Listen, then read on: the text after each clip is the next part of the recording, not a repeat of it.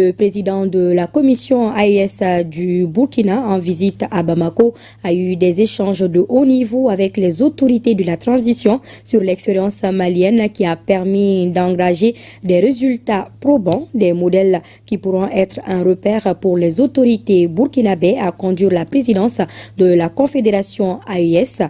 Dans l'entretien qu'il a accordé à Yaya Konaté, il salue le leadership du président de la transition, le général Assimi Goïta. Bazolme Bazier est l'invité de la semaine. Je vous propose un extrait de son entretien.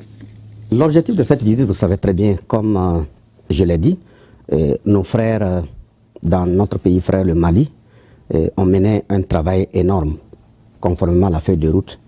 Je tiens à leur exprimer une fois de plus nos sincères félicitations et reconnaissance parce que les yeux à travers l'Afrique, à travers le monde entier, ont été rivés sur notre pays, le Mali, qui avait été choisi pour piloter le bateau confédéral. Donc le contact avec eux, c'est de façon très fraîche, maintenir le lien, de dire que le mandat doit se poursuivre, et étant donné que c'est la même mission que nous avons, il était nécessaire de revenir les féliciter. Deuxièmement, les inviter à être disponibles. Et troisièmement, à nous excuser à l'avance parce que nous allons fraternellement nous titiller. Donc, ils ont fait tout le point. Ils ont donné, comment dirais-je, l'ensemble des documents qui vont dans ce sens. Après cette rencontre également, nous allons nous déplacer au Niger pour rencontrer aussi nos frères qui y sont.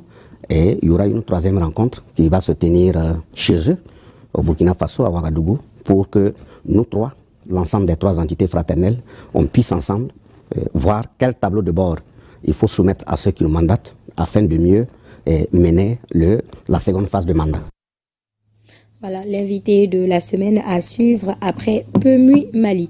Le ministre de la Construction de la Patrie, la nouvelle dénomination dans le gouvernement Rim Talba II, Mikailou Sidibé, a été installé hier.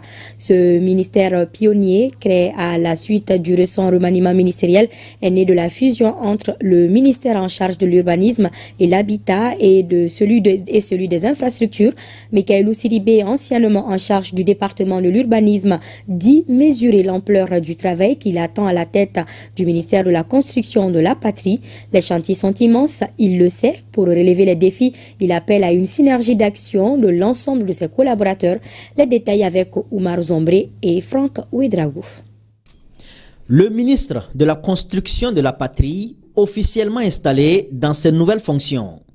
Mikailou Sidibé, anciennement ministre en charge de l'habitat, hérite désormais d'un poste ministériel renforcé grâce à la fusion de son département et de celui des infrastructures. Mikailou Sidibé dit mesurer l'ampleur des tâches qui l'attendent. Les chantiers sont immenses et il s'agira de développer, de moderniser surtout le réseau de transport de façon générale, infrastructures routières et ferroviaires de façon générale. Il s'agit aussi de promouvoir une urbanisation maîtrisée, cohérente de nos villes, promouvoir un habitat décent, dans un cadre de vie aussi décent, et surtout accélérer la politique de production de logements décents au profit des populations, tout en procédant à l'aménagement, en tout cas, de nos villes. Pour réussir sa mission, Mikailou Sidibé veut fédérer les énergies de l'ensemble de ses collaborateurs. Nous pensons qu'avec le soutien des collègues et des premières autorités, en tout cas, nous pourrons mettre en place une bonne organisation de travail qui nous permettra d'engager des résultats à la hauteur des attentes des populations burkinabées. Le ministre de la Construction de la Patrie remercie le chef du gouvernement pour le choix porté sur lui afin de diriger ce ministère pionnier. Il affirme ne ménager aucun effort pour l'atteinte des objectifs à lui assignés.